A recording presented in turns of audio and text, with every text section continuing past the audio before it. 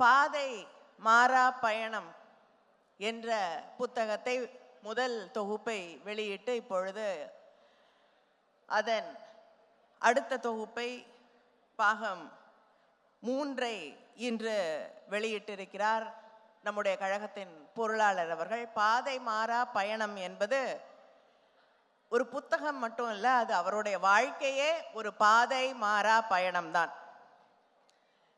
தான் ஏற்றுக்கொண்ட கொள்கையிலிருந்து, ஏற்றுக்கொண்ட தலைவரிலிருந்து ஒரு இம்மி அளவு கூட மாறாத தொண்டனின் கதைதான் பாதை மாறா பயணம் என்றால் அதில் மிக இல்லை. மற்ற புத்தகங்கள் T.R. Balu, The Man and the Message, My Voice for the Voiceless என்ற புத்தகங்களையும் அவர் இன்று வெளியிட்டிருக்கிறார்.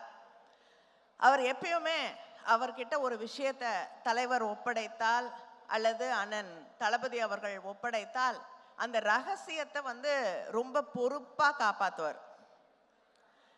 ஒரு கடிதத்தை நம்முடைய தளபதி அவர்கள் கொடுத்து அனுப்பினால் அந்த கடிதத்தை யாருக்கு அண்ணன் கொடுக்குறாரோ அவங்கள தவிர வேற யாரும் அதை வழியில் படிக்கவே முடியாது. அதே போல இப்போ மேனிஃபெஸ்டோ அவர் அந்த கமிட்டியின் தலைவராக இருக்கும் பொழுது அதில் ஒரு விஷயம் கூட வெளியில் வராது. அது புத்தகம் பிரிண்ட் ஆகி வெளியில் வரும்பொழுது தான் அதில் என்ன இருக்குங்கிறது உலகத்துக்கு தெரியும். அந்த அளவுக்கு எந்த விஷயமா இருந்தாலும், இல்லைனா அவர்கிட்ட ஒரு விஷயம் சொல்லியிருந்தா கூட தலைவர் எத்தனையோ விஷயங்களை சொல்லியிருப்பார், ஆனால் இன்னைக்கு வரைக்கும் அது வெளியில் தெரியாது. அதே போலத்தான் இந்த புத்தகத்தையும் அவர் ரொம்ப ரகசியமாக வைத்திருக்கிறார். அதனால எங்க யார்கிட்டையுமே ஒரு காப்பி கூட கொடுக்கல. இப்படி இல்ல புஸ்தகத்தை கூட கொடுக்கல. அதனால அந்த புஸ்தகத்தில் என்ன எழுதி இருக்கிறார் என்று தெரிந்து கொள்ளக்கூடிய வாய்ப்பு இல்லை. ஆனால் எங்களுடைய வாழ்க்கை முழுவதும் உதய் பேசும்பொழுது சொன்னது போல எங்களை எல்லாம் தூக்கி வளர்த்தவர் அவர். அதனால அந்த புத்தகத்தில் என்ன இருக்கும்னு அதை படிக்காமையே தெரிந்து கொள்ளக்கூடிய வாய்ப்பு எங்களுக்கெல்லாம் இருக்கிறது. அவர் பாதை மாறா பயணம், அப்புறம் வாய்ஸ் ஃபார் த வாய்ஸ்லெஸ்ன்னு புத்தகங்கள் இன்னைக்கு வெளியிட்டிருக்காரு. இங்கே இருக்கக்கூடிய நிறைய நாடாளுமன்ற உறுப்பினர்கள் கூட அவரை பற்றி புத்தகம் எழுத முடியும். நாங்கள்லாம் சேர்ந்து ஒரு புத்தகம் ஆக்சுவலாக எழுதணும். ஏன்னா அப்படி ஒரு டிசிப்ளினேரியனாக அவர் இருப்பார். அப்படி கிட்டத்தட்ட ஒரு மார்ச் பண்ணி கூட்டிகிட்டு போகாத ஒரு குறைதான். யாரையாவது பார்க்க போனோம், அப்பாயின்மெண்ட் வாங்கியிருந்தா 10 மணிக்கு அப்பாயின்மெண்ட் கொடுத்துருப்பாங்க, அரை மணி நேரம் முன்னாடி வந்துடுவார். முதல்ல ஆள் வர்றது அவர் தான். வந்துட்டு அந்த வாட்சை பார்த்துக்கிட்டு யூஸ்லெஸ், யாரும் வரல யாரும் வரல யாரும் வரல அப்படின்னு திட்டிக்கிட்டே இருப்பார். அப்புறம் எல்லாரும் வந்த உடனே எங்களெல்லாம் அப்படி நேரத்தோடு இங்கேருந்து போகிற டைமை கால்குலேட் பண்ணி கரெக்டாக அந்த நேரத்துக்கு எங்களை கொண்டு போய் அங்கே இருக்கக்கூடிய அந்த அப்பாயின்மெண்ட்டுக்கு அழைத்து செல்வார். இதெல்லாம் தலைவர் கலைஞர் அவர்களிடம் அவர் கற்றுக்கொண்ட பாடம். தலைவர் கலைஞர் அவர்கள் எந்த நிகழ்ச்சியாக இருந்தாலும் ஒரு நம்ம கெஞ்சி கேட்டால் தான் ஒரு 10 நிமிஷம் லேட்டாக வருவார், இல்லைன்னா 5 நிமிஷம் முன்னாடி. அதே போல தான் அண்ணன் தளபதி அவர்களும். அதனால் இது அந்த தலைமுறை நமக்கு சொல்லித்தரக்கூடிய மிக முக்கியமான பாடம். நேரத்தை பின்பற்றுவது என்பது அது பாராளுமன்றத்தில் அவர் எங்களுக்கு கொடுத்துருக்கக்கூடிய மிகப்பெரிய ட்ரைனிங் அதான். அதே போல கட்சிக்கு ஒன்று என்றால் எதிரணியிலே யார் இருக்கிறார்கள் என்பதை பற்றி கவலை எல்லாம் படமாட்டார்.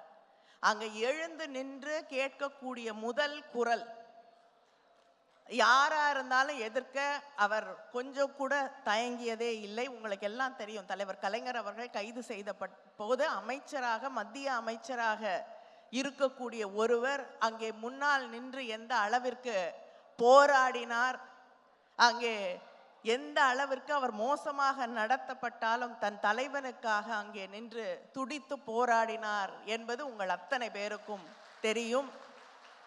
அதே போர்க்குணம் இன்று வரை அவரிடம் இருந்து கொஞ்சம் கூட 80 வயசுன்னு சொன்னாங்க அண்ணன். ஆனால் அதே கோபம், அதே போர்க்குணம், அதே பொறுமையின்மையும் இருக்கிறது. 5 நிமிஷம் ஒரு இடத்துல நிற்க மாட்டார் தேவையில்லாம. தலைவர் கலைஞர் அவர்களே பல முறை சொல்லுவாங்க, வரா தான் சொல்லணும்னு நினைக்கக்கூடிய ஒரு விஷயத்த சொல்லியாச்சு, நம்ம என்ன பதில் சொல்றோம்னு கேட்க கூட பொறுமை இருக்காது, அவன் பாட்டு கிளம்பி போயிட்டே இருக்கான் பாரு. அந்த அளவிற்கு. அதனால்தான் வந்து இளைஞர் அணி மாநாட்டில் அவரால் ஒரு நிமிஷத்துலேயே பேச முடிக்க முடிஞ்சதுன்னா, ஏன்னா அவர் அந்த ஒரு நிமிஷத்துக்கு மேலே யாரோடையும் பேச மாட்டார். அது சாதாரண, அவங்க பிள்ளைங்கள்லாம் இருக்காங்க, அவங்களுக்கு நல்லா தெரியும். அதே மாதிரி தான் எனக்கும். அதனால ஒன்றும் இப்படி நேரம் தவறாமை, தன்னுடைய தலைவனுக்கு கட்டுப்படுவது, கட்சியின் கொள்கைகளை விட்டு கொடுக்காத அடிமட்ட தொண்டன். ஒரு 30-50 வருஷத்துக்கு முன்னாடி யாராவது ஒருத்தர் கட்சிக்கார அந்த கட்சியில் வேலை செஞ்சுருப்பாங்க, இல்லைன்னா ஒரு பொறுப்பில் இருந்திருப்பாங்க. அவங்கள எதிர்த்து யாராவது ஒரு பெட்டிஷனோ ஒரு கம்ப்ளைண்ட்டோ கொண்டு வந்தால் அதை பார்த்துட்டு 50 வருஷத்துக்கு முன்னாடி அவன் எவ்வளோ கஷ்டப்பட்டான்னு உனக்கு தெரியுமா அப்படின்னு தூக்கி போட்டுட்டு அவன் எவ்வளோ பெரிய பழைய கட்சிக்காரன் என்று இந்த இயக்கத்தை தாங்கி பிடித்தவர்களை எந்த காலத்திலும் விட்டு கொடுக்காத ஒருவர் தான் நம்முடைய கழகத்தின் பொருளாளர் அவர்கள். அவருடைய புத்தக வெளியீட்டிலே கலந்து கொள்வதிலே மற்றற்ற பெருமை. அவருடைய பயணத்தின் ஒரு பகுதியாகத்தான் எங்களுடைய பயணமும் அமைந்திருக்கிறது. அது எங்களுக்கெல்லாம் ஒரு மிகப்பெரிய வழிகாட்டியாக, அதிலிருந்து நாங்கள் கற்றுக்கொள்ளக்கூடிய பாடங்கள் எத்தனையோ இருக்கிறது. ஒவ்வொரு நாளும் பாடம் எடுப்பார் பார்லிமெண்ட்டில்.